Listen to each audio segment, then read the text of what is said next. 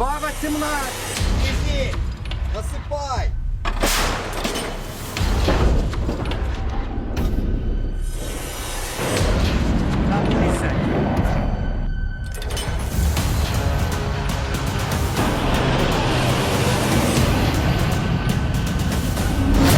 America के राष्ट्रपति Donald Trump ने रूस यूक्रेन युद्ध को लेकर सबसे बड़ा ऐलान किया। ट्रंप का दावा है कि यूक्रेन के राष्ट्रपति वोलोदिमीर जेलेंस्की युद्ध में शांति के लिए तैयार हो गए हैं। ट्रंप ने बुधवार को अपने संबोधन के दौरान कहा कि हमें जेलेंस्की का एक पत्र मिला जिसमें जेलेंस्की ने युद्ध में शांति के लिए तैयार होने की बात कही है। ट्रंप का यह दावा कुछ दिनों पहले ओवल ऑफिस में जेलेंस्की के साथ हुई तीखी बहस के बाद आया है। दरअसल 28 फरवरी को ओवल ऑफिस में ट्रंप और जेलेंस्की की तीखी बहस हुई थी, जिसके बाद पूरी दुनिया समझ गई कि अब जेलेंस्की की हार फाइनल। लेकिन फिर 2 मार्च को लंदन समिट में जेलेंस्की को यूरोप का पूरा साथ मिल गया। लेकिन अगले दिन 3 मार्च को ही अमेरिका ने बड़ा फैसला लिया, जिससे यूक्रेन को झटका लगा। 4 मार्च को जेलेंस्की ने कहा कि वो युद्ध नहीं, शांति चाहते हैं। अब सवाल उठता है कि 5 दिन के अंदर कैसे बदल गया यूक्रेन का युद्ध, 5 दिन में कैसे पलटा अमेरिका, 5 दिन के अंदर कैसे घुटने पर आया यूक्रेन, और 5 दिन के अंदर क्या पुतिन के हमलों से बचने के लिए जेलेंस्की ने बड़ा फैसला कर लिया है। दरअसल 3 मार्च को अमेरिका ने यूक्रेन को सप्लाई होने वाले हर हथियार की डिलीवरी पर ब्रेक लगा दी और ट्रंप ने बताया जेलेंस्की शांति नहीं चाहते, जिसके बाद यूक्रेन का फौरन रिएक्शन आया और शांति की बात कही। साथ ही जेलेंस्की ने कहा कि वो और उनकी पूरी टीम ट्रंप के मजबूत नेतृत्व में काम करने को तैयार है। दरअसल जब ट्रंप ने हथियार रोके तो जेलेंस्की ने फैसला किया कि अब एक वीडियो बनाना है और वीडियो बनाकर ट्रंप तक मैसेज पहुंचाना है। जेलेंस्की ने देर रात खुले आसमान के नीचे वीडियो बनाया और फिर उसे वायरल कर दिया, जिसमें शांति की बात कही। वीडियो में यूक्रेन के राष्ट्रपति वोलोदिमीर जेलेंस्की ने व्हाइट हाउस में गत शुक्रवार को अमेरिकी राष्ट्रपति डोनाल्ड ट्रंप के साथ हुई बहस को खेदजनक करार दिया।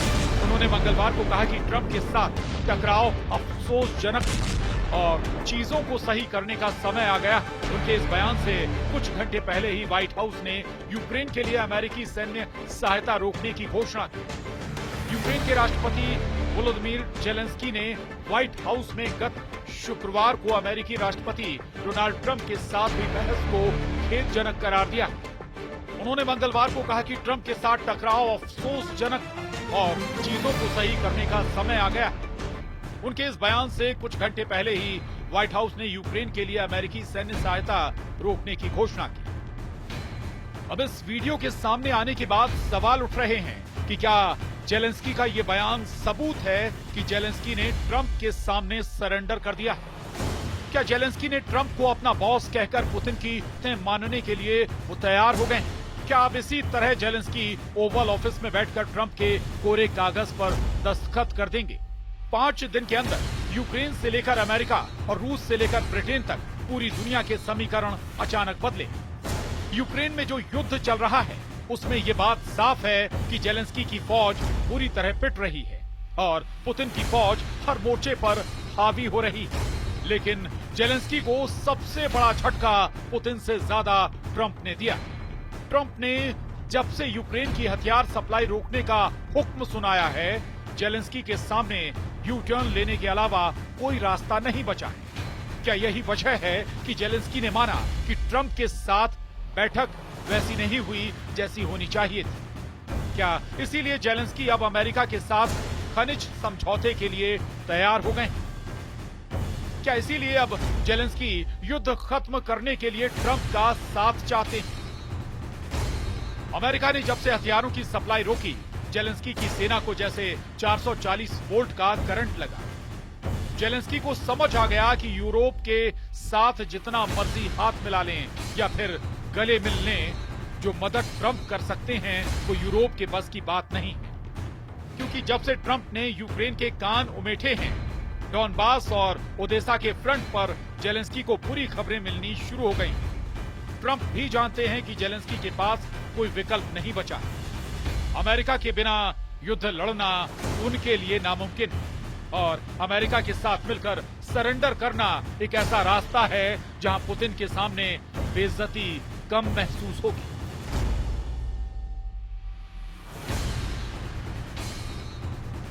जेलेंस्की की तरह ट्रंप भी बदले बदले नजर आ रहे हैं। तो क्या यूक्रेन फौरन हथियार डाल देगा?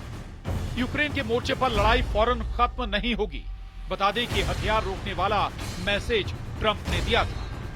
यूक्रेन को बम और मिसाइल वाली सप्लाई का ऑर्डर राष्ट्रपति की तरफ से आया, लेकिन क्या यह बैरियर गिरने के बाद ट्रंप का ऑर्डर फौरन मान लिया जाएगा? सवाल है कि क्या यह हथियार वाला ट्रक बैरियर के आगे बढ़ पाएगा? जेलेंस्की को उनके कमांडरों ने बता दिया है कि अमेरिका ने साथ छोड़ा तो युद्ध ही नहीं हारेंगे। उनके लिए यूक्रेन में टिकना भी मुश्किल हो सकता है। इस डर से जेलेंस्की भी बहुत अच्छी तरह वाकिफ है। यूक्रेन के हथियारों को लेकर ट्रंप का ऑर्डर अमेरिका के रक्षा मंत्रालय के पास पहुंचा है, लेकिन पेंटागन में इसे लेकर अभी आखिरी फैसला नहीं लिया गया है। यानी ट्रंप ने ऑर्डर देने के साथ एक छोटी सी गुंजाइश वाली खिड़की जेलेंस्की के लिए खोल रखी है, या कहें कि मदद स्थायी तौर पर नहीं रोकी गई। हालांकि अमेरिका से लेकर पोलैंड तक जो हथियार अभी तक यूक्रेन नहीं पहुंचे हैं, उन्हें भी रोकने का फैसला सुनाया गया।